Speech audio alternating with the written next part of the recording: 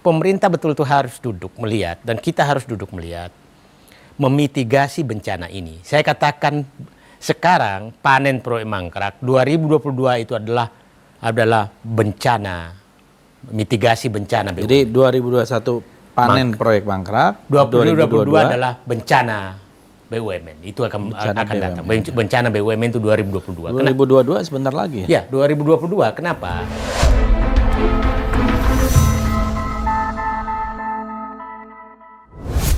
Assalamualaikum warahmatullahi wabarakatuh. Salam sejahtera untuk kita semua. Saudara-saudara, di tengah pandemi COVID, baru sempat lagi melakukan sebuah dialog wawancara dengan seorang tokoh di Fadlizon Official. Kali ini tokoh yang saya undang adalah seorang yang sudah lama saya kenal sebetulnya. Sudah dari tahun 1997, jadi 24 tahun yang lalu. Beliau berkarir dari seorang birokrat dan seorang peneliti, seorang ahli, dan kemudian 3 kali menjadi sekretaris menteri BUMN di zaman Pak Sugiarto, Sofyan Djalil, dan di masa Pak Mustafa Abu Bakar. Nah, pada zaman Pak Sudirman Said sudah menjadi staf khusus kalau tidak salah. Nah, siapa lagi kalau bukan Bang Said Didu. Bang Said Didu ini adalah seorang yang ahli di bidang pertanian juga ya. Kalau tidak salah lulusan IPB S1, S2, S3. Dan Bang Said Didu sekarang ini mewarnai jagat Twitter juga. Dengan kritik-kritiknya, kadang-kadang saya juga ngeritik. Nah, waktu itu saya ingat sekali Bang Said Didu, kita pernah sama-sama tahun 97 ikut membuat GBHN. Ya, dan waktu itu banyak sekali ahli yang dilibatkan di berbagai bidang. Saya waktu itu bikin termasuk di tim politik dan hukum, Hankam, Bang Said Didu. Ekonomi ya. Nah, dan saya kenal kiprah beliau sudah cukup lama. Pada kesempatan ini ya, saya ingin menggali lebih banyak tentang BUMN Bang Said. Karena BUMN ini adalah amanah konstitusi kita. Melalui pasal 33 di ayat 2 dan ayat 3 itu disebut cabang-cabang produksi yang penting dikuasai oleh negara.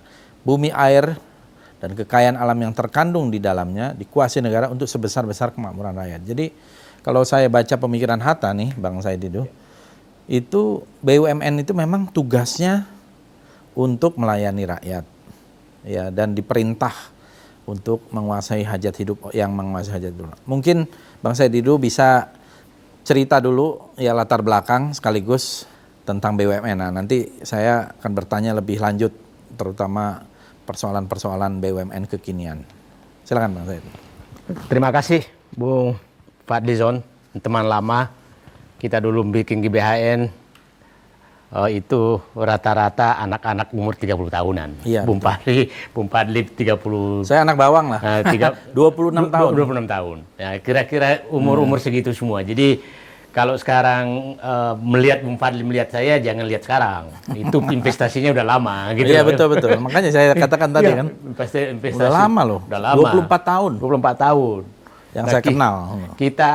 Kita penyusun GBHN memang dulu tuh Pak Harto mencari anak-anak muda. Betul. Bukan orang-orang yang ini anak-anak muda.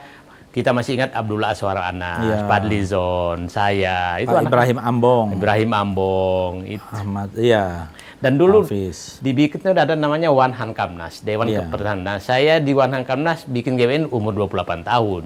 Jadi kalau sekarang, jangan lihat sekarang lah. Perjuangan Bung Fadli ini perjuangan panjang. Jadi liku-likunya udah lama. Nah, saya masuk ke BUMN. BUMN ini kan namanya Badan Usaha Milik Negara. Sekarang ditafsirkan seakan-akan badan usaha milik pemerintah. Jadi secara hukum sebenarnya, karena milik negara, maka harusnya posisi BUMN itu sama dengan TNI. Sama dengan TNI, milik negara, bukan milik pemerintah. Apalagi milik relawan. Apalagi milik relawan. Nah, apalagi milik penguasa, direduksi. Direduksi dari milik negara ke milik penguasa, terus milik pemerintah menjadi milik penguasa. Akhirnya relawan tim sukses. Nah, itu yang ini. Nah, itulah dirancang sedemikian rupa sehingga dia menjadi pilar ketiga ekonomi yang dikatakan Pak Fadlizon tadi. Itu satu adalah swasta, 2 BUMN, 3 koperasi. Dan 3 itu pilar yang diamanatkan konstitusi. Nah, problemnya sekarang BUMN ini, BUMN memang dirancang untuk posisi profesional, bukan posisi politik. Nah, itu kira-kira. Nah, sehingga kalau kita lihat dulu kalau dibentuk oleh Bung Karno dan Pak Harto, BUMN itu kan memang hal-hal strategis.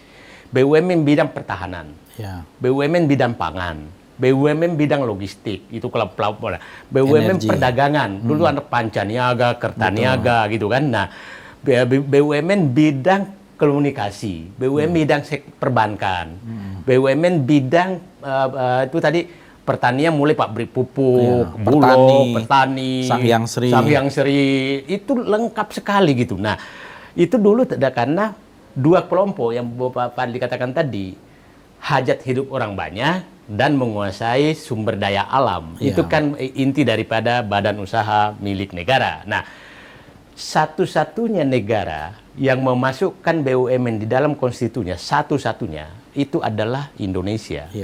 Cina saja yang komunis itu tidak masuk konstitusinya mereka. Nah, yang sering dikritik orang, BUMN ini menguasai sektor terlalu banyak. Nah, Singapura itu hampir 90% ekonominya tuh oleh Temasek.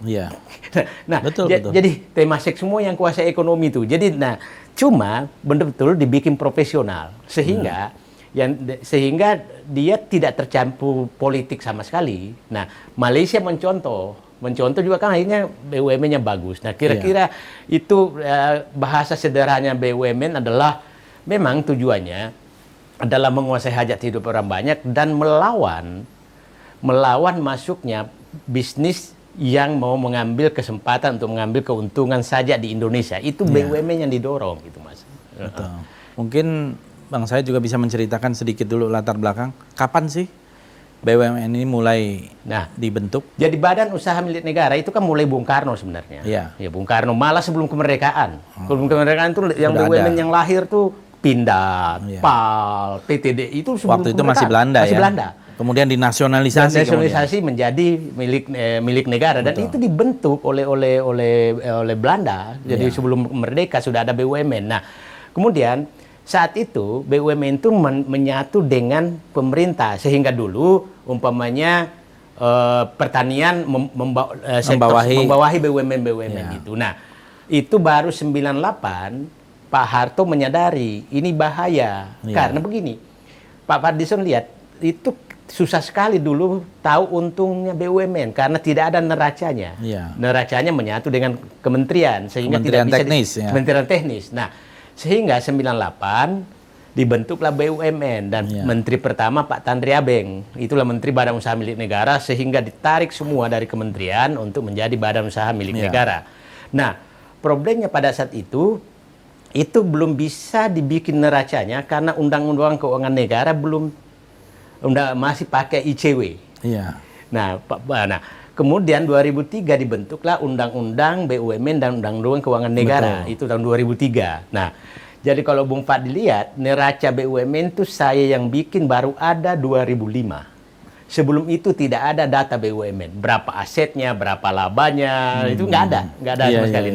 Jadi kalau kita mau mencari data BUMN, walaupun sudah dibentuk 98, itu baru 2005. Dan alhamdulillah saya yang bikin data itu. Nah, sehingga ketahuanlah pada saat itu saya kaget kok asetnya segini, kok labanya cuma 27 triliun saat itu. Nah, dulu kan Pak Bupati kita kan tidak pernah menyatakan berapa dividen BUMN. Betul. Nah, baru 2006 baru kita kejar berapa dividen BUMN. Nah, itu baru kita lihat terus perkembangannya. Nah, saat itu mulailah kita memaini BUMN secara sangat profesional. Jadi, saya katakan peletak dasar lepas dari pro kontranya, peletak dasar daripada BUMN itu menurut saya adalah Laksana Soekardi karena dia yang membuat undang-undang BUMN itu Laksana Soekardi yang membuat itu. Nah, kita mengoperasionalkan karena baru selesai 2003 kabinet Laksamana berhenti 2004. 2004, 2005 baru jalan. Kira-kira kita itu,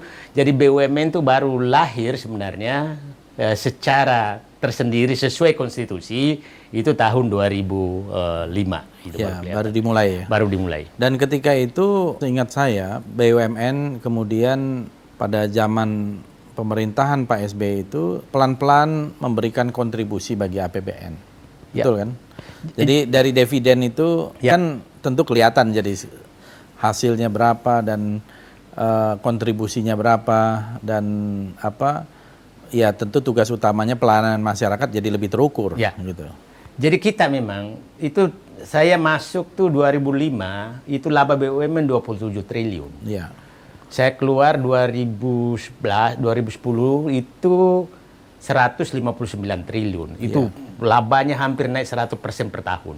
Nah, itu kelihatan sekali bahwa BUMN ini memberikan kontribusi yang cukup besar kepada pendapatan negara. Dan saat itu memang kita dikejar oleh DPR, teman-teman Pak Fadli DPR, dividennya kurang kita dihajar gitu kan. Nah, karena memang yang dikejar itu dividen kecuali yang pelayanan publik kayak Bulog, pupuk, kereta api itu bukan laba yang dikejar tapi pelayanan publik yang bagus gitu. Jadi kita memang bagi ada namanya BUMN yang digunakan untuk bersaing secara internasional, perbankan, telekomunikasi, pabrik semen, kemudian ada yang strategis industri pertahanan, itu nggak boleh diserahkan ke asing. Kemudian ada yang pelayanan publik. Dan saya kira ini kan secara institusional, para founding fathers kita tuh berpikirnya panjang ya. Artinya kalau dalam sistem kapitalis kan tidak ada tuh yang namanya BUMN yang kuat seperti itu. Dilepas saja kepada swasta. Di sini saya kira terutama Bung Hatta yang menyusun ketika itu pasal 33 itu memikirkan gitu bagaimana BUMN ini berperan menjadi sangat penting. Persoalannya di level implementasi Bang Said Didu ya. Saya melihat BUMN ini terjadi di masyarakat dan masyarakat membaca. Kenapa berita yang mendominasi BUMN ini adalah sekarang ini utang. Ya. Jadi sebenarnya bagaimana hubungan? Ya, kan ada semacam usaha untuk memberikan satu impresi bahwa BUMN ini adalah bisnis. Ya. Nah, kemudian utangnya itu dipisahkan dari negara gitu. Ini gimana mendudukkannya dulu? Seperti kalau Bung Fadli tadi menyatakan, kita utang BUMN ini memang prinsipnya adalah utang badan usaha, tapi pemilik sahamnya adalah pemerintah. Jadi kalau terjadi masalah di BUMN pasti harus pemerintah yang turun tangan. Nah, coba kita bayangkan sekarang utang BUMN sekarang dengan utang pemerintah, jangan kaget. Itu sekarang 12.474 triliun. Utang BUMN digabung sama utang Bank Indonesia. Bank Indonesia kecil. Kan kalau utang negara dianggap 6,5 triliun. 6.500 triliun. 6.500 triliun. Sekarang 12,3 di situ namanya, kalau di negara lain itu namanya utang publik. Utang publik. Nah, yang sering dipakai oleh orang Kementerian Keuangan dan DPR, mungkin lewat Pak Fahri nanti, bahwa yang dipakai terus itu adalah hanya utang pemerintah terhadap PDB. Padahal sebenarnya negara itu utang publik. Utang publik itu utang pemerintah. Public debt. Public debt itu utang pemerintah. Jadi kalau sekarang kita mau pakai itu, maka sebenarnya sudah rasionya sudah mendekati 80% dari PDB. Nah, saya masuk ke BUMN. BUMN ini penyebab sebenarnya begini. Kenapa kerugian tinggi sekarang? Kan Pak, kita ngikuti rugi dan minta PMN dan utang melejit. Begini. PMN ini biar orang tahu, modal negara. Penyertaan modal negara. Penyertaan modal negara itu adalah mengambil uang APBN dibawa ke BUMN untuk dipakai berbisnis. Jadi yang sebenarnya itu rakyat dirugikan. Kan harusnya rakyat menerima tuh, bukan BUMN. Korbannya, penyebabnya ini dulu utang BUMN tuh yang kalau tidak masuk perbankan dengan lembaga keuangan 2014 itu sekitar 400-an triliun. Sekarang hampir 2.000 triliun. yang non perbankan. Kalau masuk perbankan menjadi sekitar 6.500 triliun. Nah, itu lonjakan yang sangat besar dan sangat besar karena utang BUMN 2014 itu kalau masuk perbankan hanya 2.600 triliun. Sekarang 6.500 triliun juga, 6.000 sekian triliun. Nah, sama dengan ini. Nah, penyebab utangnya begini, Mas, adalah bahwa memang Pak Jokowi ini menggunakan BUMN untuk penugasan dalam rangka infrastruktur dan proyek-proyek pencitraan.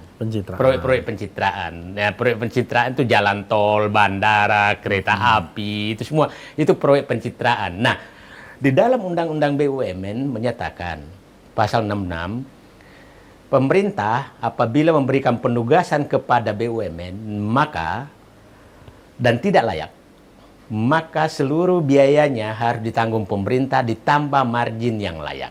Itu undang-undang. Nah, kelihatannya ini diabaikan sehingga sekarang sudah menghadapi buah si malakama. Kalau tidak dikasih PMN akan bangkrut, dikasih PMN belum tentu hidup, ya kan? Belum tentu hidup. Nah, contoh umpamanya PLN utangnya sudah 500 triliun lebih. Pertamina juga besar sekali loh utangnya. Sebentar, Bung Said. Sebelumnya tahun 2014 berapa tuh kira-kira utang PLN? PLN itu saya yakin di bawah 100 triliun, di bawah 100 triliun. Waktu tahun 2014. 2014. Nah, kita bahas coba PLN ini penyebabnya adalah menurut saya tidak terlepas juga dari dibukanya terlalu lebar kepada swasta untuk pembangkit. Sehingga PLN terjepit kiri kanan, dia sudah kontrak dengan pembangkit, dijual tidak laku sehingga kelebihan stok sekarang 60% loh kelebihannya, dan itu dia harus bayar terus. Nah, yang masalah adalah ini yang pemilik pembangkit ini tokoh-tokoh yang susah disentuh. Ya kita udah tahu lah siapa pemiliknya gitu. Nah, jadi suatu saat menurut saya ini harus diaudit semua karena yang menderita rakyat.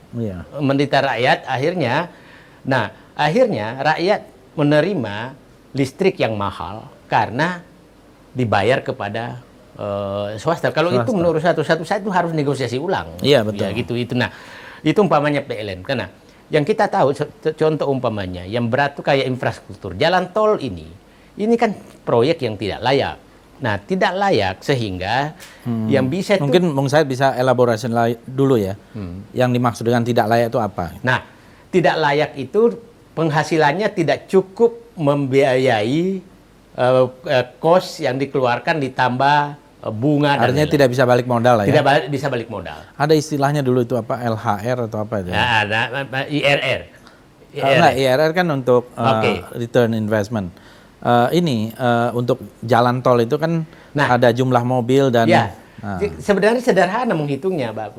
Dulu tuh, nah ini perlu saya jelaskan. Jalan tol itu dulu, kan begini, supaya clear jalan tol. Jalan tol itu dirancang oleh Pak Harto.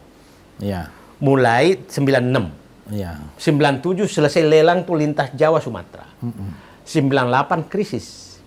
Nah, sehingga pemenang lelangnya nggak bisa bangun. Nah, baru dimulai 2004, dimulai dibangkitkan lagi. Nah, kita bernegosiasi semua dengan pemilik itu banyak dilepas dan diambil alih oleh BUMN sebagian besar. Nah, 2005-2006 itu mulai pembangunan. 2009 itu selesai semua. Sehingga, 2013 itu mulai pembangunan. Nah, sehingga banyak sekali yang digunting oleh Jokowi di 2000. Jadi ini hasil sebelumnya kebanyakan? Hasil sebelumnya, bukan. Jadi perencanaannya itu sebelumnya. Cuma sekarang, kenapa bisa cepat? Orang kan menyatakan ini cepat. Begini, cepat karena tidak ada lagi batasan kelayakan.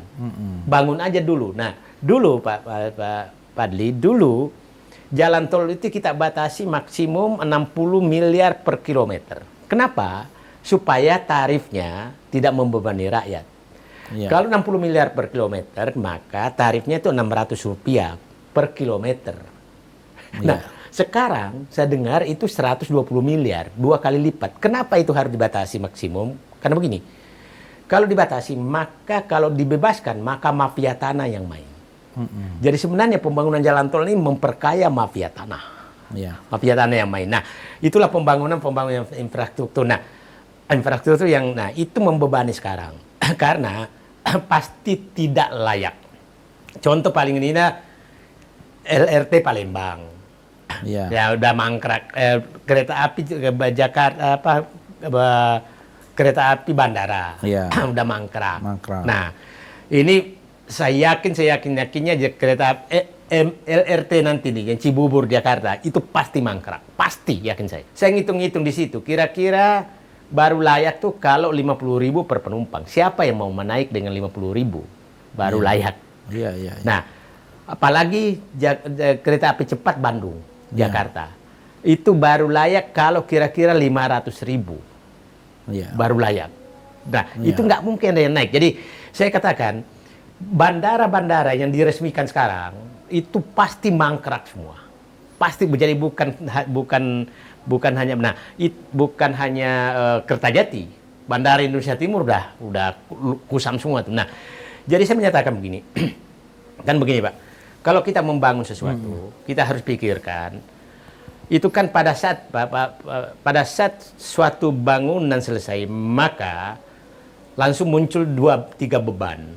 Beban operasional, beban penyusutan, beban pembayaran utang. Nah, ini sekarang yang terjadi 2018 saya sudah ingatkan bahwa 2021 itu tahun panen proyek mangkrak. Itu udah 2018 tuh pasti proyek. Karena 3 beban tadi. 3 beban tadi. Karena itu muncul pada saat itu muncul. Nah, kalau masih proyek kan belum masuk neraca, dia di luar neraca, pas masuk neraca. Yang saya was-was sekali sebenarnya adalah kereta api. Itu di depan mata yang pernah diperbaiki Jonan. Ini depan mata akan menghadapi persoalan yang sangat besar karena beban kereta api cepat Jakarta-Bandung. Yang waktu itu sempat heboh ya. Kalau tidak salah, saya ingat sekali tuh, tahun 2015 mendapat informasi bahwa yang menyiapkan feasibility study-nya itu dari Jepang, dibantu gitu ya. Tetapi yang menerima, yang menjalankan adalah dari Cina. Dengan harga dianggap murah. Sekarang lebih mahal dari Jepang. Lebih mahal dari Jepang. Nah, jadi jebakan Cina di mana-mana selalu begitu. Cina itu dia masuknya tidak pernah mau masuk langsung ke pemerintah, tapi dia masuk ke infrastruktur. Infrastruktur itu yang ini. Nah, kita kembali ke BUMN. Jadi menurut Bang Said itu kereta api cepat Jakarta Bandung itu apa kesimpulannya? Saya bilang ini kesimpulannya adalah proyek museum kereta api cepat tercepat di dunia. Jadi bisa jadi museum ya. Nah, Bang Fadli kan saya tahu persis, museumnya banyak sekali gitu loh. Nah, jadi nanti Bapak kalah tuh, dia bisa masuk MURI itu, museum Pak kereta api cepat tercepat di dunia gitu. Tapi sampai sekarang jadi pun belum kan? Nah, ini sudah menjadi masalah besar karena kalau coba bayangkan Pak Fadli, ada masuk akal nggak? Minta penyertaan modal negara untuk operasional. Lucu kan? Berarti dia udah sadar bahwa ini tidak layak. Masa operasional untuk minta penyertaan modal negara. Nah, itu kereta api, jalan tol. Kemudian yang juga heboh kemarin itu adalah Garuda ya.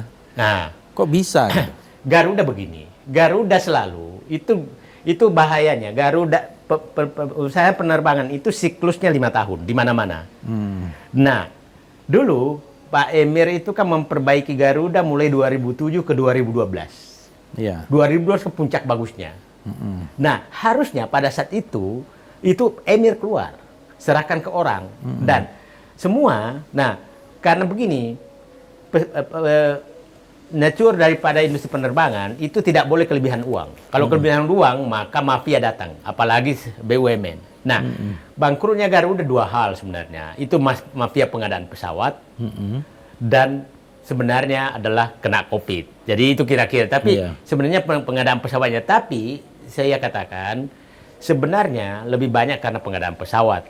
Pengadaan pesawat penyebabnya. Dan itu dilakukan oleh Emir juga. Jadi, nah, ini penyakitnya panjang dan saya yakin, Garuda ini, saya melihat bahwa sepertinya pemerintah ini sudah lebih rela kehilangan Garuda daripada kehilangan kereta api cepat. Kenapa? Garuda kalau tidak dikasih PMN pasti bangkrut, pasti.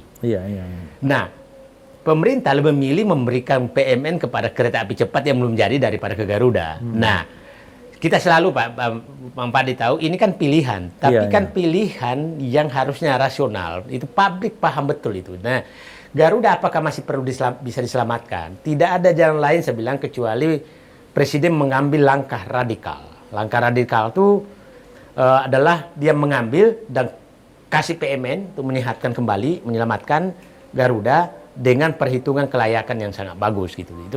Tapi kalau dibiarkan seperti ini, tapi kan ada saham yang dimiliki oleh swasta kan? Nah, itu kan begini sebenarnya.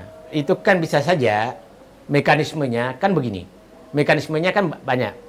Kasih pinjaman lunak. Tapi ini saya nggak setuju. Kenapa? Karena swastanya enak dong. Iya. Jadi menurut saya begini. Karena isu aja. Karena isu kita tambahkan modal. Kalau swastanya nggak nambah modal, maka terdilusi. Itu jalan paling. Kalau nggak selamat ya. Nggak selamat. Iya. Dan kita pernah juga kehilangan Merpati ya. Ya, saya dulu Komut Merpati itu sampai 2012, 2015 dibubarkan. Iya, iya. Paham. Apa yang masalahnya dulu dengan Merpati? Nah, Merpati sama. Jadi Merpati itu sebenarnya begini, Merpati itu dibunuh oleh Garuda. Kan begini. Dulu Merpati kan dilahirkan dengan diberikan pesawat Fokker 28. Iya. Perintis ya? Perintis. Fokker 28 sama perintis. Terus nggak tahu kong kali kong seperti apa, pesawatnya diambil kembali Garuda, tapi utangnya enggak. Sehingga beban utang itu yang menjadi masalah. Nah, itu masih zaman jahiliyah, itu belum BUMN tuh, jadi maunya dia aja. Jadi itu penyakit yang terbawa itu. Nah, sebenarnya menurut Bang Said itu sebenarnya BUMN kita bisa untung apa enggak sih? Jadi musuh utama BUMN adalah intervensi non korporasi. Itu musuh utama. Musuh utama. Dan sekarang ini puncak-puncaknya terjadi. Puncak-puncaknya terjadi bagaimana logika seorang pemain gitar jadi komisaris Telkom, bagaimana ya lihatlah komisarisnya itu tidak berbasis profesional lagi. Nah, saya juga sering mengkritik itu. Jadi saya bilang begini, sebenarnya mengelola BUMN gampang Pak. Hanya 4 aja. 1, tempatkan orang baik. 2, kasih target. 3, lindungi dia dari intervensi. 4, marah-marah dikit. Itu aja kerjanya Menteri BUMN tuh. Tapi kalau Menteri BUMN melebihi 3 ini, maka dialah yang menjadi penyebab hancurnya BUMN. Saya melihat ini tugasnya 4 ini tidak dikerjakan, yang lain dikerjakan. Kira-kira Menteri BUMN sekarang gimana itu? Ya, saya melihat awalnya saya agak percaya, tapi saya sudah mengingatkan dulu waktu ketemu bilang, Pak, Anda berat sekali loh, karena Anda Menteri BUMN dan bekas ketua tim sukses. Itu berat sekali. Nah, jadi ini berat karena gimana pun BUMN itu incaran orang, relawan, tim sukses, dan mohon maaf biasanya caleg gagal. Itu ya nggak terpilih itu biasanya ditampung di sana itu. Nah, dan faktanya sekarang demikian. Nah, Bang Fadli, saya ingin cerita dulu. Jadi bahwa BUMN memang intervensinya tinggi, iya, tapi tergantung. Saya waktu masuk sekretaris Kementerian BUMN, di meja saya itu ada 972 CV dari relawan SBY, JK, dari macam-macam. Saya periksa, terus menghadap ke atas. Gimana tuh yang CV-CV semua ini? Aku sudah buang di tong sampah. Kenapa? Ini kalau masuk ini hancur BUMN. Hancur BUMN gitu. Nah, saya dipanggil oleh di atasnya menteri. Orang marah semua. Gara-gara Anda begitu. Begini, Pak. Orang ini bukan mau bekerja, ini mau mencari uang. Kalau mencari uang jangan dikasih jabatan, Pak, kasih uang. Iya kan? Nah, jangan kasih jabatan, kasih uang dong. Jangan cari masuk ke dalam, dia merusak. Nah, jadi saya hadapi betul. Tapi bagusnya mereka itu dia paham. Nah, akhirnya saya jadi korban itu masih begini. Jadi kalau ada orang marah itu saya yang coret. Memang, dan saya dulu Pak, gampang kok. Siapa orang yang paling banyak memonya? Banyak nelpon, maka itu yang Anda coret pertama. Iya. Karena seorang profesional, bukan kita menyatakan, tidak akan pernah Fadlison akan minta memo ke siapa. Tidak akan pernah. Karena punya integritas. Tidak akan pernah Said Didu minta orang menelpon seseorang. Karena orang yang berintegritas dan punya kompetensi, pasti yang dijual adalah integritas dan kompetensinya. Kalau ada orang yang sudah meminta jabatan, berarti dia nggak punya integritas, dia nggak punya kompetensi. Jadi kan sederhana menyeleksinya. Nah, jadi itu saya lakukan, bahwa pokoknya ini coret pertama. Jadi umpamanya makin tinggi yang nelpon, makin gua coret pertama, nggak ada urusan. Iya. Jadi berapa? Hampir 1.000 ya? Hampir 1.000. Nah, saat itu, dan saya menghadapi tekanan tinggi sekali. Coba bayangkan dulu, contohlah siapa namanya, Komut Pertamina, bekas Kapolri, Tanto. Iya, Pak Tanto. Pak Tanto. Kan dia masuk tim sukses SBY. Iya. Nah, di peraturan yang saya bikin nggak boleh. Aku panggil dia, Pak, Bapak pilih tim sukses atau pilih komisaris Pertamina? Wah, gimana itu ya? Enggak, ini aku udah siapkan. Pada saat itu aku udah siapkan materai, Bapak mengundurkan diri yang mana? Iya. Jadi dikasih pilihan. Mengundurkan diri tim sukses atau mengundurkan diri komisaris? Nah, dulu ada 2 orang mengundurkan diri jadi komisaris tuh. Raden Pardede dan Andi Arief. Iya. Andi Arief itu dari POS ya. POS. Oke, bos, aku milih tanda tangan mundur sebagai komisaris. Oke. Jadi saya tuh menyenanganinya kayak begitu. Nah, dulu semua orang gila, bukan, ini harus ditegakkan. Nggak bisa namanya merangkap kayak begini. Betul. Nah, alhamdulillah oke kok. Nah, saya bilang begini Pak, Bapak tercantum namanya tim sukses, apakah karya Bapak 10 kali lipat terhadap SBY dibanding dengan tidak tercantum? Kan tidak ada larangan Bapak kemana, tapi jangan muncul. Udahlah. Nah, jadi bayangkan saya melayani mereka tuh, saya siapkan materi, saya siapkan pernyataan, tinggalkan pilih. Dan itu dulu ada 30 orang yang, ada 48 orang yang. Nah, saya orangnya agak keras mau ini BUMN. Dulu almarhum Pak Sugiharto, bukan berarti ini mencerahkan. Jadi ada proses pemilihan direksi yang saya lihat ini tidak prudent. Tidak hati-hati. Tidak hati-hati, dan saya lihat ada memo-memo yang main tanpa lewat saya. Nah, saat itu sudah datang mau dilantik semua. Kan saya pegang nomor pengesahan. Aku nggak kasih nomor. Nah, akhirnya tidak ada dilantik. Padahal udah datang sama istrinya semua, nggak ada dilantik. Istana marah. Istana marah, saya ditelepon. Ini ada apa, kamu lakukan itu? Ini nggak benar, saya bilang. Sampai dibahas istana, katanya ada salah satu menteri, udah, saya Dido kalau begitu dia lagi benar itu. Dia lawan tuh siapapun. Jadi saya memang orangnya begitu. Jadi kalau nggak setuju aja gitu. Iya. Tapi menurut Bang Said sendiri gimana? Apakah memang ya kan tidak terhindarkan juga ya di setiap zaman ada tentu saja orang-orang yang dianggap berjasa kepada presiden kemudian ditempatkan sebagai komisaris atau yang lain. Nah, saya katakan begini. Orang ini mau bekerja atau mau cari uang? Ya. Dibedakan dong. Ya, yang tadi itu ya. Ya, kalau mencari uang jangan kasih jabatan, kasih uang dong. Kasih uang. Cara cari uang kan gampang. Bisa. Bukan nggak bisa. Nah, tapi kalau mencari pekerjaan, berarti dia punya profesi dong, punya kompetensi dong. Kalau nggak punya kompetensi, oke aja. Nah, kan hampir semua itu pasti bisa terakomodir, tapi jangan mengorbankan nilai-nilai profesionalisme. Ya. Dulu cara saya begini juga, Mas. Cara saya itu adalah orang-orang tim sukses ini saya tempatkan orang keras di atasnya supaya nggak bisa main. Jadi seperti umpamanya dulu Komut PT Pos tuh hatorongan panggabean. Saya simpan di situ. Nah, saya memang dulu mencari orang tuh Pak Ri adalah jadi sehari setelah pimpinan KPK diganti semua, maka saya panggil semua untuk jadi komut di BUMN. Eri Riana di BNI, Ruki di KS, hatorangan di PT Pos. Jadi semua orang baik itu saya ambil daripada diambil swasta. Nah, sama dulu begini, Mas. Saya minta ke Kapolri, Panglima TNI, kasihkan saya pensiunan tentara polisi yang bagus. Yang bagus, karena begini, kalau kita nggak ambil, maka dia ambil oleh swasta. Iya. Daripada diambil oleh swasta, jadi bemper daripada para swasta yang merampok negeri ini, mending gua ambil dong. Makanya dulu, kayak Edi Hartono Sutarto, Panglima TNI, itu jadiin komo di Pertamina. Nah, tapi orang seperti Edi Hartono itu kita harus salut. Jadi bayangkan, Pak, ini perlu kita supaya orang mencontoh. Dia datang menghadap ke saya. Aku mau mundur dari komite Pertamina. Ada apa, Jenderal? Ini hati nurani saya nggak cocok. Kenapa? Gajiku hampir 10 kali lipat dari Panglima TNI. Kerjaanku nggak ada.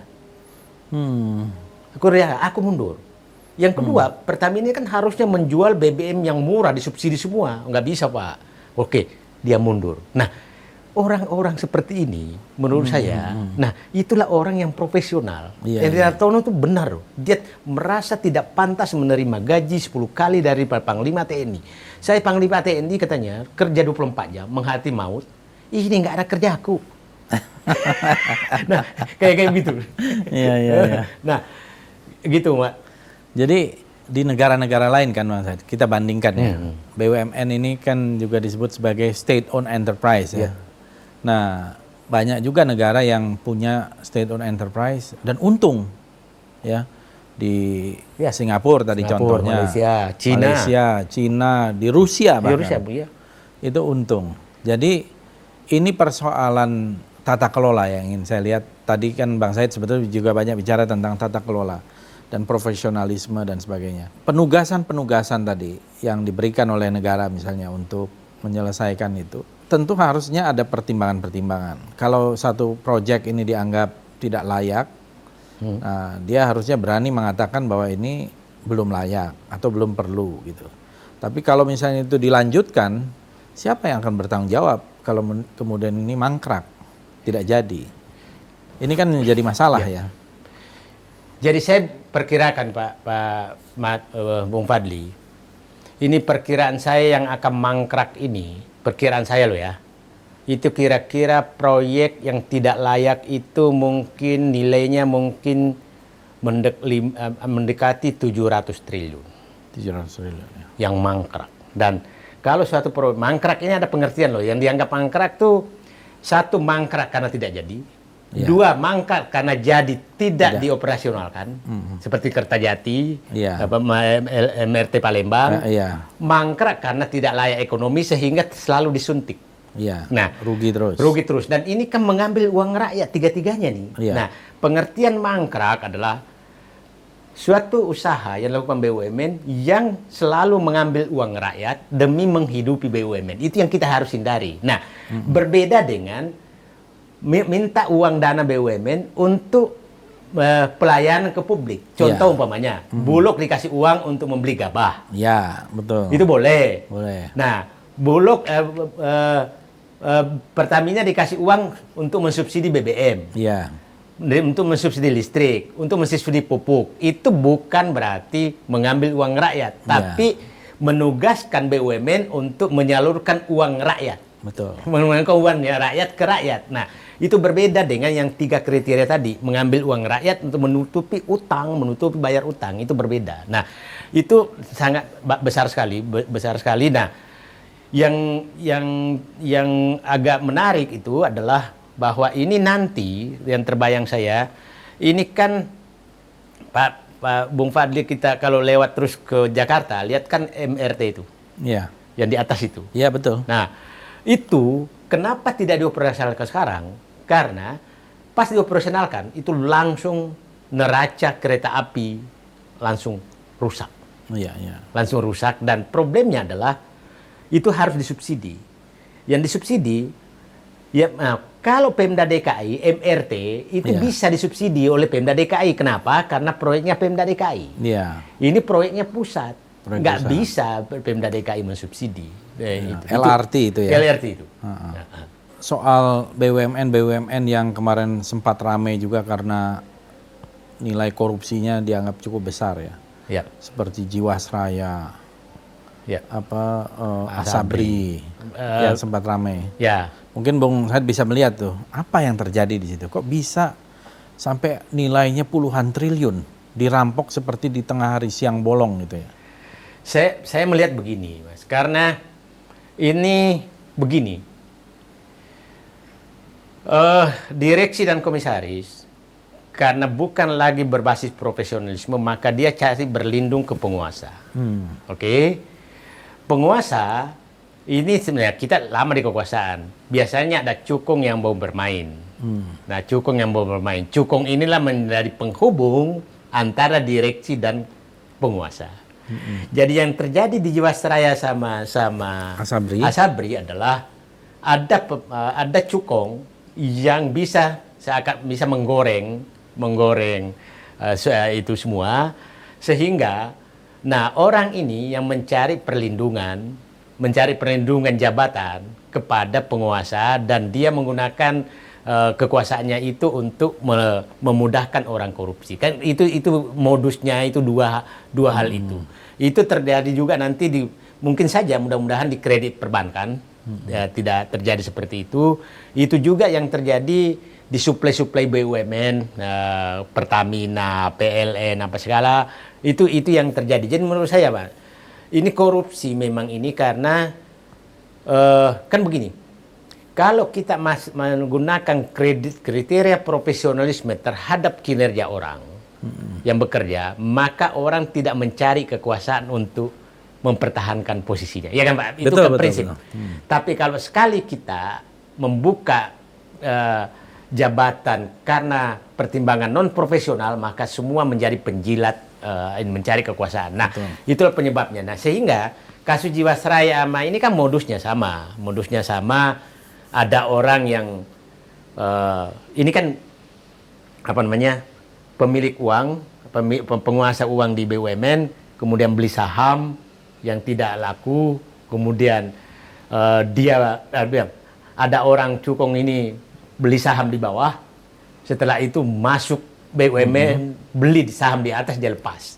Begitu terus tuh. Nah, yang besar itu sebenarnya properti dia. Makanya yang banyak tuh kan yang dari Solo itu. Yang disita ya? Yang disita. Properti itu di markup semua nilainya, sehingga seakan-akan sebesar itu, padahal mungkin hanya 1/10 dari nilainya. Jadi penyitaan oleh Kejaksaan Agung bahwa disita sekian, itu kan nilai bukunya. Nilai realnya mungkin hanya 30% maksimum. Itu pun kalau tidak bersengketa. Nah, itu cara korupsi yang paling ini memang. Nah, cara korupsi seperti ini biasanya sebenarnya kalau tidak ada goncangan itu bertahan 5 tahun masih bisa ditutupi. Tapi kemarin kena goncangan, maka langsung terbuka di waktu cepat. Nah, kita masih ingatkan bekas direktur keuangan menjadi sutradara perampokan Jiwasraya, itu kan pernah menjadi deputi di KSP, ya kan? Di KSP. Nah, terus kita ingat dulu bahwa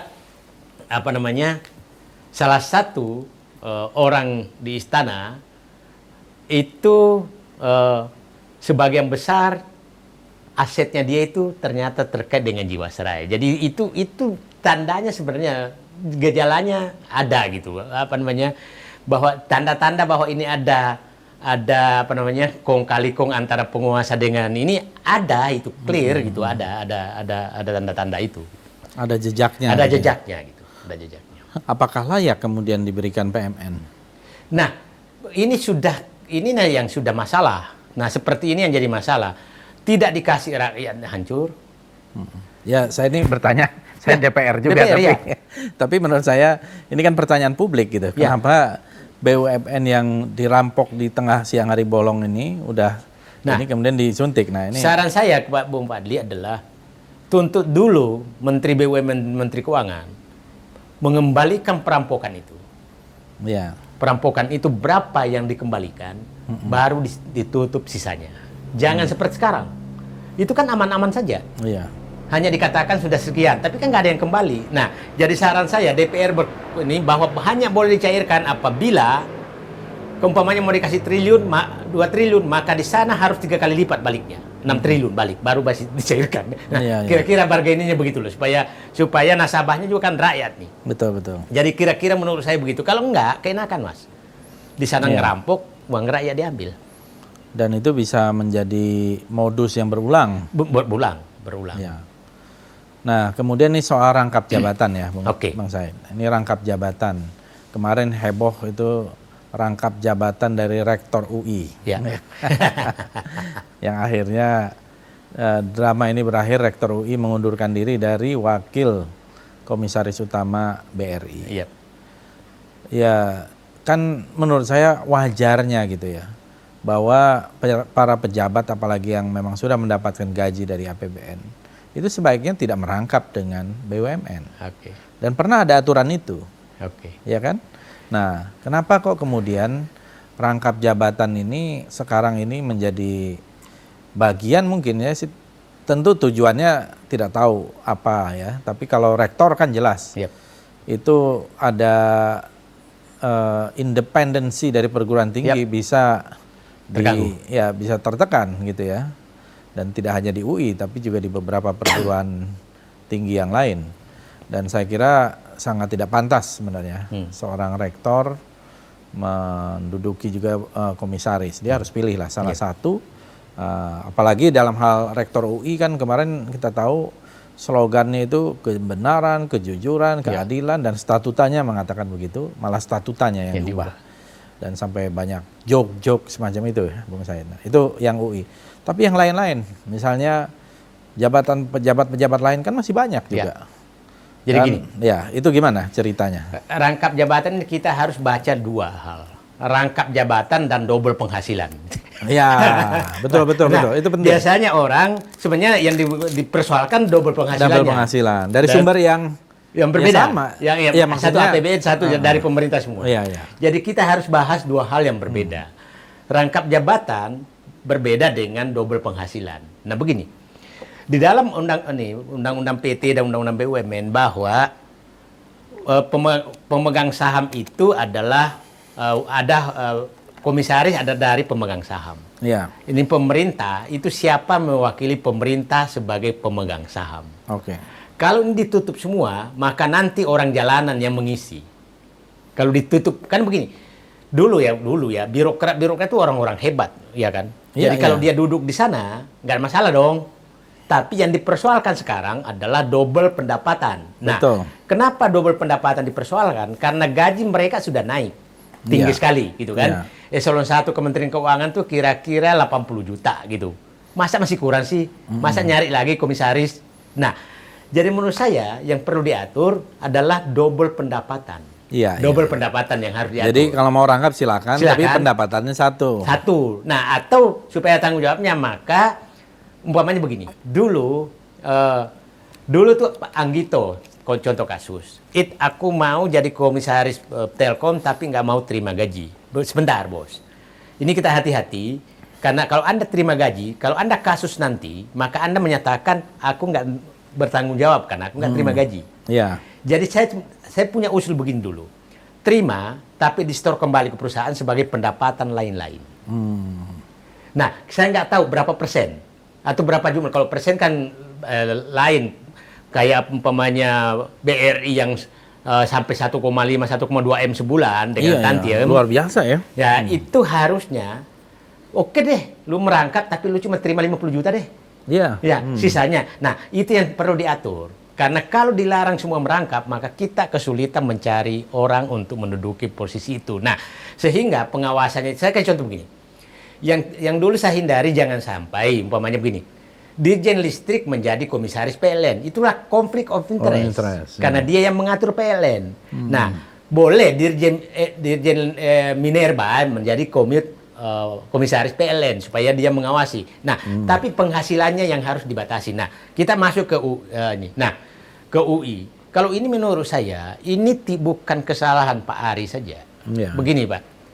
Ini 2 kali terjadi pelanggaran, Pak Fadli. Jadi pada saat diangkat rektor, itu masih komisaris Komut BNI. Nah, sementara statuta kan melarang. Iya, betul. Nah, salahnya juga Menteri BUMN, kenapa? Pada saat berhenti di BNI, dia menjadi rektor tapi masih diangkat lagi Wakomut BRI. Itu melanggar lagi. Melanggar lagi. Nah, jadi 2 kali melanggar statuta sebenarnya. Nah, yang saya kecewa bahwa jadi yang bertanggung jawab situ adalah MWA, kemudian Menteri BUMN dan Pak Ari sendiri rektor. Nah, yang melanggar ini yang saya kecewa betul karena di MWA UI itu tokoh-tokoh semua.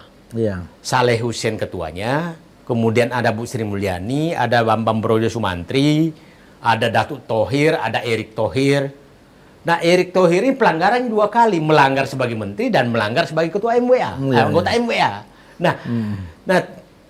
Dan tapi yang menarik ini, Pak Bung Fadli. Dulu saya tuh susah sekali mencari ada nggak rektor yang mau jadi komisaris, apalagi UI.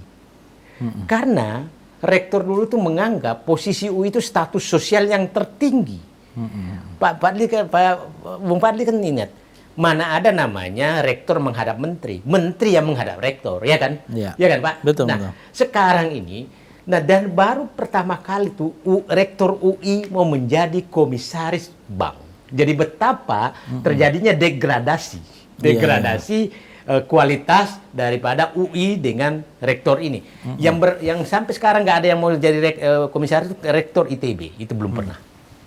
Belum pernah. Nah, karena rektor itu simbol yang tadi yang katakan kebenaran. Nah, dan bahaya sekali kalau rektor jadi komisaris, karena biasanya kita kalau menghadapi hukum, cari konsultan itu dari perguruan tinggi. Kalau rektornya sudah menjadi komisaris, maka di bawah itu pasti konflik of interest semua. Saya kasih contoh begini. Ada penyaluran kredit di BRI yang salah. Kan kita mintanya biasanya ahli hukum dari UI, ahli ekonomi dari UI. Tapi rektornya komisaris kan susah udah. Nah, jadi menurut saya sih berharap jauh lebih bagus kembalikan marwah UI daripada dikorbankan. Kan Bung Fadli kan alumni UI, alma mater. Bangga sekali kan menyatakan kampus perjuangan. Saya alumni IPB, kampus rakyat. Nah, kan dari UI juga dulunya. Nah, Nah, terus sekarang menjadi kampus pencari kenikmatan. Itu. Iya. Saya kira memang sekarang juga kan tuntutannya bahkan bukan hanya itu ya. Menyangkut masalah statuta itu harusnya dicabut. Rektor juga seharusnya mengundurkan diri ya, karena sudah mencoreng. Ya. Nah, juga MWA-nya sebaiknya ya dibubarkan. Jadi apa fungsinya mereka itu ada di situ? Yang paling rawan sekarang BUMN ini adalah intervensi non korporasi, Mas. Jadi itu yang kalau siapapun pemerintahan berikutnya ini harus diketatkan kembali. Jadi saran saya begini, Bu Pak. Mungkin Bang Fadli bisa menyuarakan. Jadi BUMN itu kembalikan milik negara. Posisinya sama dengan TNI. Panglima TNI tidak boleh menjadi panglima kalau bukan tentara. Ya kan? Benar. Nah, tidak bisa menduduki komandan Kodim kalau bukan tentara. Nah, kira-kira BUMN seperti itu juga. Jadi yang paling penting BUMN itu harus profesional. Bukan badan usaha milik pemerintah, milik penguasa, apalagi milik relawan. Dan saya dulu di dalam itu sudah menyiapkan dengan Pak Sofyan Jalil bahwa 2009 Kementerian BUMN harus bubar. Kenapa tuh? Begini, logikanya begini, Mas. Hampir semua di negara lain tidak ada namanya Menteri BUMN. Ya, betul. Tapi Dirut BUMN itu bagian dari kabinet. Tapi bukan menteri. Karena badan ya. Karena badan. Nah, di Singapura itu selalu komutnya itu adalah kalau bukan istrinya Perdana Menteri Singapura. Komutnya Temasek, gitu kan. Nah, di Malaysia juga begitu. Tapi bukan pejabat. Nah, sehingga kalau menteri begini, menteri itu intervensinya tinggi sekali. Karena kalau dia menteri, begini, sejauh-jauhnya presiden mengintervensi tentara, itu ada batasnya. Ya kan, Pak? Nah, jadi ke depan kita usahakan bahwa BUMN itu posisinya milik negara seperti hanya TNI, profesional, ya kejaksaan, jaksa, hakim, kan nggak boleh menjadi jampitsus kalau bukan jaksa, kan kira-kira begitu, sehingga tidak bisa. Itu menurut saya cara untuk mengamankan BUMN ke depan. Sekarang ini jumlah BUMN kita ada berapa ya? Sekarang dulu. Sekarang kan di holding kan, jadi bukan berkurang, tapi maksudnya di holdingkan kan. Betul. Apa ini tidak beresiko? Nah, ini kalau diserahkan kepada penyelenggara yang suka main jendela, maka ini sangat berisiko. Kenapa? yang terikat BUMN itu adalah induknya saja, anaknya tidak. Itu, iya. Nah, anak dan cucu anak dan cucu cicit. nggak terlibat. Nah, kecuali revisi Undang-Undang BUMN bahwa perlakuan terhadap anak dan cucu BUMN sama dengan BUMN. Itu masih oke. Tapi kalau seperti sekarang itu berat, itu bahaya. Karena pasti bisa masuk pintu yang lain. Pintu yang lain karena dia kan begini. Kalau dibawa, kalau tidak disentuh DPR, disentuh oleh masyarakat, kan kita tidak tahu apa yang terjadi. Iya, betul. Nah, dan anak perusahaan lah tempat anak dan cucu perusahaan menjadi tempat pencurian. Iya. Dan kita kan juga tidak ingin BUMN kita ini, kalau saya melihat, diprivatisasi. Ya. Yang harusnya diprivatisasi itu ya profesionalismenya. Ya. Gitu. Karena ada juga mungkin yang mempunyai mazhab, ya udah bubarkan saja BUMN, ini kan berbahaya juga. Padahal ini amanat konstitusi gitu ya. Kita mempunyai BUMN yang ada dengan segala macam masalah-masalah yang ada di dalamnya. Intervensi apa yang paling penting ya, terutama dari pimpinan ini, dari presiden gitu ya.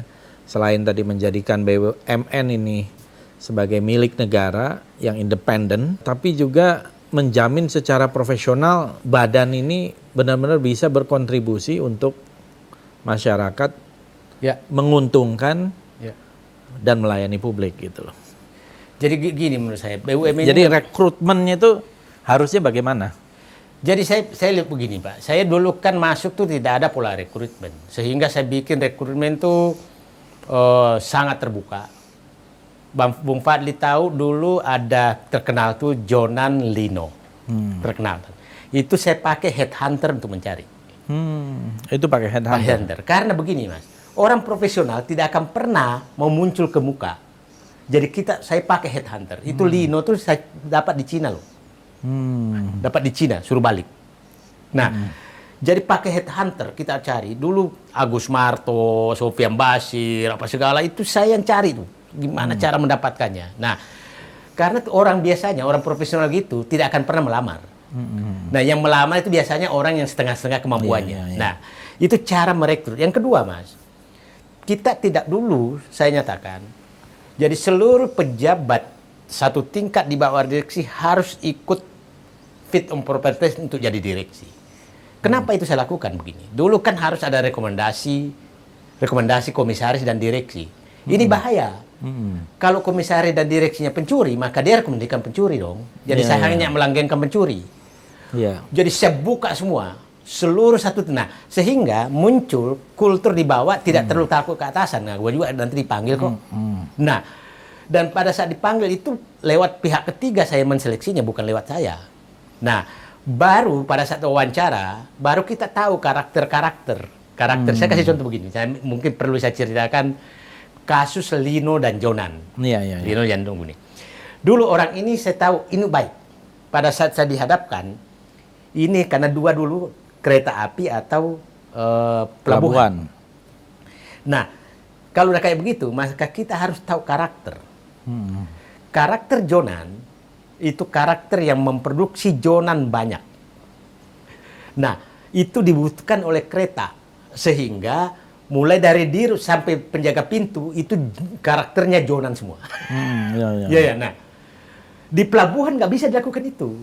Kenapa? Karena pelabuhan tuh ada 18 institusi di situ, nggak bisa. Nanti bentrok. Nah, Lino itu bisa menjadi leaders kepada semua orang, diabsorb itu. Nah, kalau ini sempat ketukar, ini bangkrut dua-duanya. Itu bukan lagi masalah ini, karakter. Nah, saya cerita yang kedua antara Agus Marto sama Sofian Basir. Nah, saat itu, ini siapa yang di BRI, siapa yang di Bank Mandiri. Nah, saya tahu karakternya, ibaratnya begini. Saya ibaratkan, bank ini pesawat Boeing 747, satu yang sedang turbulensi, satu di autopilot, ketinggian autopilot. Nah, Agus Marto itu adalah orang yang cocok kalau terjadi turbulensi. Karena dia suka ngutak-ngatik instrumen. Sofian Basir itu tidak bisa mengutak-ngatik instrumen. Dia menikmati penerbangan itu dengan semua pesawat yang lebat disapa, air traffic control disapa, apa kabar di bawah. Itu Sofian Basir. Nah, kalau dia sempat ketukar, Mas, itu jatuh dua-duanya. Jadi harusnya, nah kalau Agus Marto di BRI, ini udah autopilot, udah utak-atik tuh instrumen, maka jatuh pesawatnya. Pada saat kita memilih orang, pada saat lihat profesionalnya cukup, maka karakternya yang kita inikan. Nah, contoh yang ketiga begini. Kalau saya memilih orang direktur pelabuhan dan direktur hotel, itu harus berbeda. Direktur pelabuhan tuh jangan banyak ketawa. Tapi direktur hotel harus banyak ketawa. Kalau itu ketukar, karena harus ramah. Harus ramah. Kalau itu ketukar, nah itu biasanya udah karakter masuk. Iya. Nah, itu sebenarnya, tapi yang paling besar begini. Orang yang menseleksi itu benar-benar tidak ada kepentingan. Iya. Itu ya. Utang BUMN yang jumlahnya sudah sangat besar. Apakah, ini kan lebih bagus kita bicara apa adanya ya. Kita memproyeksikan ada sejumlah BUMN yang akan rontok, ya. Dan bagaimana dampak utang BUMN ini, bagaimanapun ini adalah utang publik, kepada situasi ekonomi kita, apalagi di tengah pandemi. Nah, ini mungkin BUMN dulu. Apakah Bang Said melihat ada sejumlah BUMN yang sekarang ini mungkin statusnya lampu hijau, lampu merah, lampu kuning gitu ya? Saya menyatakan lampu merah tuh contoh Garuda, itu lampu merah. Garuda. Kemudian lampu kuning tuh hampir semua BUMN konstruksi. Adikarya, PP, Waskita Karya, Hutama Karya. Itu lampu kuning semua. Lampu kuning kedua adalah perusahaan yang mengelola bandara. Itu lampu kuning. Atau kalau pakai standar COVID gitu kan ada level 1 sampai level 4. Ini kira-kira level 3. Level 3. Level 3. Yang saya was-was tuh. Jadi Garuda di level berapa? Level 4. Level 4. Level 4. Itu tidak ada lagi. Ya kalau istilahnya itu di ICU itu. Iya. Di ICU itu udah nggak bisa. Kan dampak dari kalau ada, ini gimana pun ini kan flagship ya. Bendera kita. Kalau ada BUMN yang rontok, ini kan bahaya bagi investasi. Yang paling problem, Mas, ini kan kalau konstruksi gagal apa segala, PLN gagal, ini kan utangnya ke bank BUMN juga. Iya. Dan itu yang kena ke sana. Nah, kalau itu rontok, jadi menurut saya begini, pemerintah betul-betul harus duduk melihat, dan kita harus duduk melihat, memitigasi bencana ini. Saya katakan sekarang panen proyek Mangkrak 2022 itu adalah bencana, mitigasi bencana BUMN. Jadi 2021 panen proyek Mangkrak, 2022 adalah bencana BUMN. Itu akan datang. Bencana BUMN itu 2022. 2022 sebentar lagi. Ya, 2022. Kenapa? Itu hampir semua selesai. Dan sekarang, nah, yang problem ini adalah, nah mungkin lewat Bung Fadli juga, ini kan ide menjual jalan tol. Iya. Ini saya selalu mengingatkan, ini nah untuk menutupi utang. Ini ada loh wilayah abu-abu di sini karena tidak izin DPR. Iya. Padahal itu kan pelepasan saham. Iya. Nah, saya berharap DPR mengkritisi ini. Iya, betul. Menjual ruas tol kok nggak izin DPR? Iya. Itu bukan saham lagi di luar, fisiknya juga dijual gitu kan. Iya. Nah, yang kita harus hati-hati, Mas. Jadi begini, penyebabnya begini sih. Saya paham betul. Yang perlu kita periksa suatu nanti adalah siapa yang menegosiasi pembelian ruas tol dari swasta yang dibeli BUMN. Itu mahal sekali. Mahal sekali. Bung Fadli tahu, itu namanya jalan tol Becakayu. Iya, Becakayu, betul. Itu jalan tol termahal di dunia. Dan itu dulu milik swasta. Milik swasta, ya salah satu ketua partai lah. Dan kita tidak pernah tahu siapa yang negosiasi. Dan sehingga itu nggak mungkin layak. Nah, banyak sekali ruas-ruas seperti itu yang terjadi. Jadi maksud saya begini, Pak. Ini kan bagaimanapun juga, kita harus selamatkan. Maka itu diperiksa untuk negosiasi ulang. Kelebihan dia kembaliin daripada lu masuk penjara. Renegosiasi. Renegosiasi ulang bahwa itu pembeliannya kemahalan. Itu harus dilakukan. Yang kedua adalah, ini kan sekarang, ini kan mau dijual di saat benar-benar uang lagi susah. Nah, sekarang kalau tidak dijual BUMN-nya mati. Nah, menurut saya adalah sekarang kalau dijual emang ada yang mau beli? Ada, tapi jual murah. Jual murah. Nah, jadi ada yang mau nih. Nah, itu jadi yang obral nih. Diobral. Nah, kalau diobral ini kan rakyat yang rugi. Iya. Maksudnya rugi itu begini, uang kita udah diambil, terus orang lain nikmati hasilnya. Apa ini satu Bang Said ya? Satu hal yang memang by accident atau jangan-jangan by design? Dulu jalan tol itu dibangun karena sudah layak secara ekonomi. Kan jalan tol kan bunyinya jalan alternatif berbayar. Iya. Nah, caranya dulu menghitung begini. Boleh tarif jalan tol itu harus lebih murah daripada harga borosnya bensin lewat jalan biasa. Itu standarnya.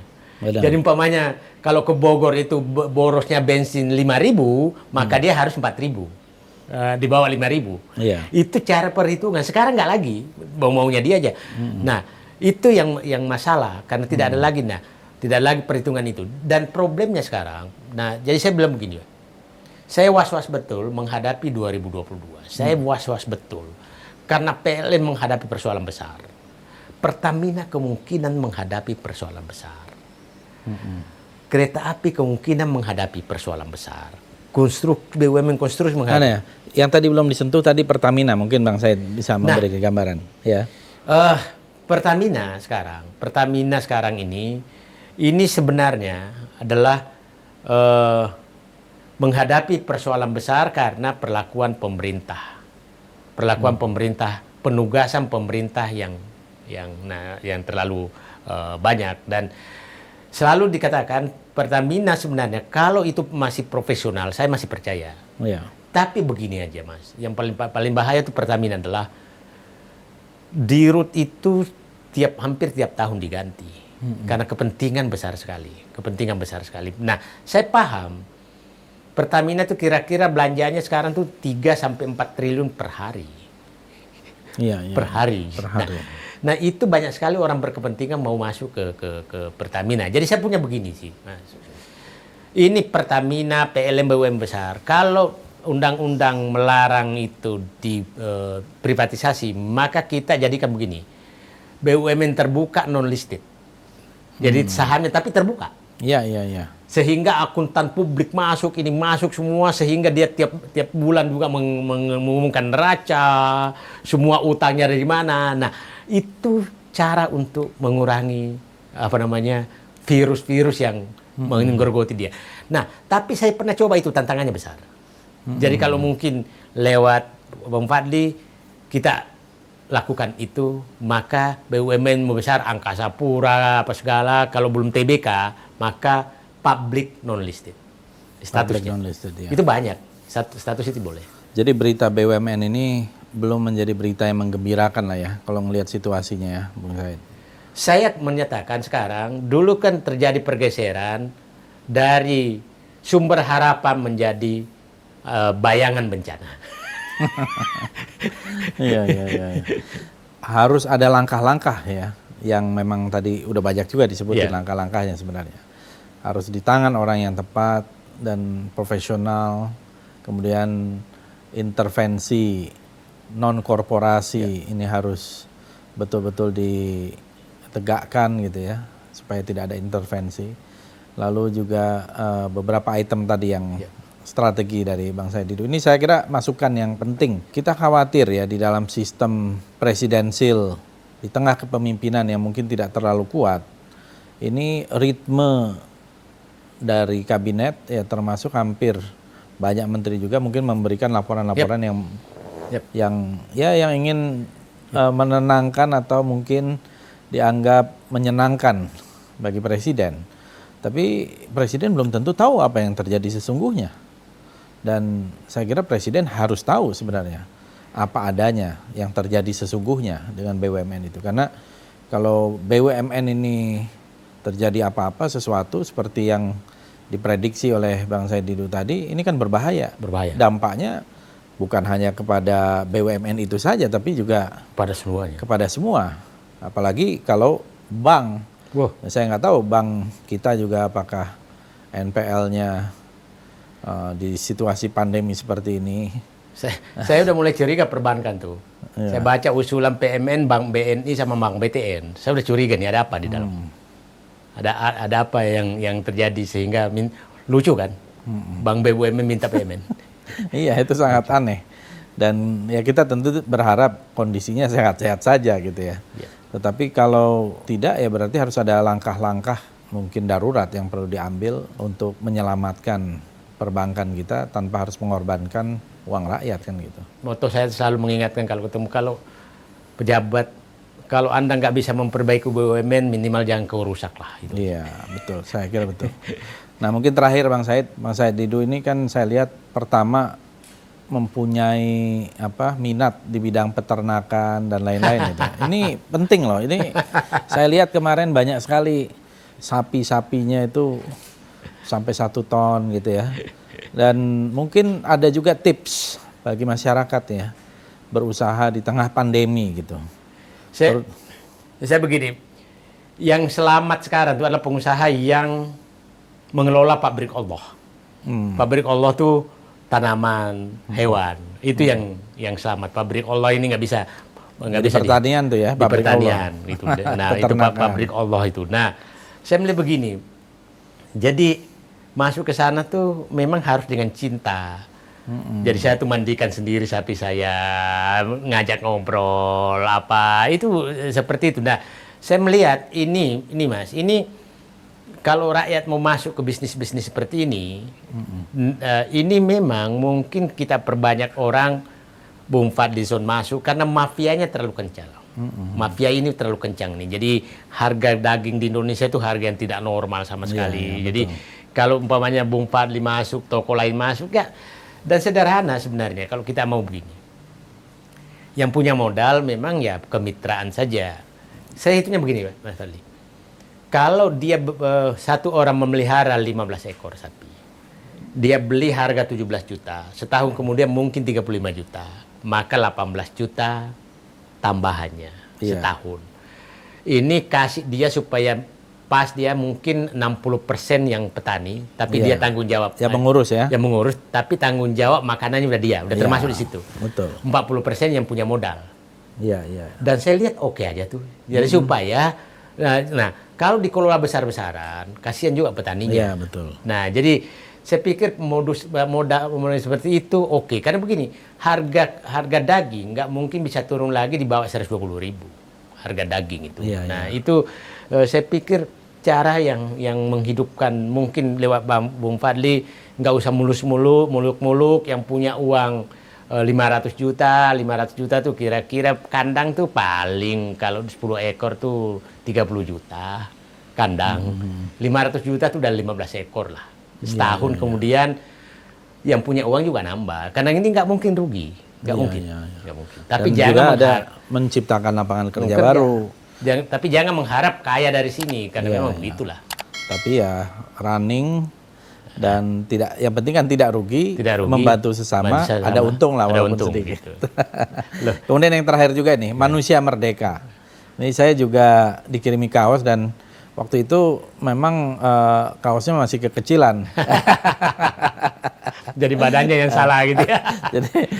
jadi apa tuh gagasannya? Jadi gini Pak, pada saat itu saya dihadapkan pilihan, kan saya dulu komisaris, pegawai negeri dan peneliti. Ini saat itu dengan penghasilan saya seperti saat itu ini kira-kira 250 sampai 300 juta per bulan. Tapi saya merasa tidak merdeka dengan posisi itu.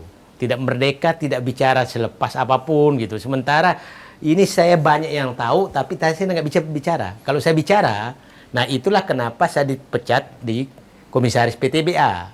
Bukit Asam. Karena saya bicara apa adanya dan pemerintah nggak suka gitu kan. Nah, mengkritik dengan solusi, tapi nggak bisa diterima gitu kan. Nah, terus saya sholat maghrib sama istri saya tanya anak saya, ini saya mau lepaskan semua jabatan. Karena saya tuh pegawai negeri masih 13 tahun lagi sebenarnya. Saya ingin melepaskan semua jabatan, saya ingin menjadi manusia merdeka. Dengan kehilangan pendapatan 250 sampai 300 juta. Istri saya, udahlah nanti habis sholat isya kita jawab. Istri anak saya setuju. Saya setuju, rezeki dari Allah, tenang saja, insya Allah tidak akan tidak akan kemana-mana. Nah, disitulah aku mau jadi manusia merdeka. Jadi itu sebenarnya intinya adalah ingin bebas sebenarnya, sehingga kalau ada teman-teman ngajak saya masuk partai, saya nanti nggak merdeka lagi kalau saya di situ karena ketua umum yang menentukan gitu. Iya. Kira-kira itu aja, Pak. Iya, dan menjadi manusia merdeka itu kan memang mahal ya. Sebuah luxurious di zaman sekarang ini gitu. Apalagi di tengah pro dan kontra, kalau kita mengkritik nanti ada datang buzzer gitu ya. Ada bully. Jadi saya menghargai Bang Said Didu menjadi manusia merdeka, dan harusnya semua orang Indonesia itu menjadi manusia merdeka. Harusnya. Ternyata tidak bisa semudah itu. Mungkin lain waktu. Saya ucapkan terima kasih Bang Said Didu atas obrolannya. Saya kira ini bisa mencerahkan sedikit tentang kondisi BUMN ya. Lain kali kita ngobrol yang lain gitu. Tetapi soal BUMN ini krusial karena kita tidak ingin BUMN ini mengalami sebuah bencana yang akibatnya menurut saya akan sangat buruk bagi ekonomi kita. Bendera kita juga di luar negeri kan. Jangan sampai orang di luar lihat bagaimana BUMN-nya saja hancur, gitu ya. Bagaimana investasi mereka mau datang, karena harusnya BUMN punya privilege, punya market apa yang jelas gitu kalau di bidang-bidang terkait itu. Terima kasih Bang Said. Terima kasih. Terima kasih. Assalamualaikum warahmatullahi wabarakatuh.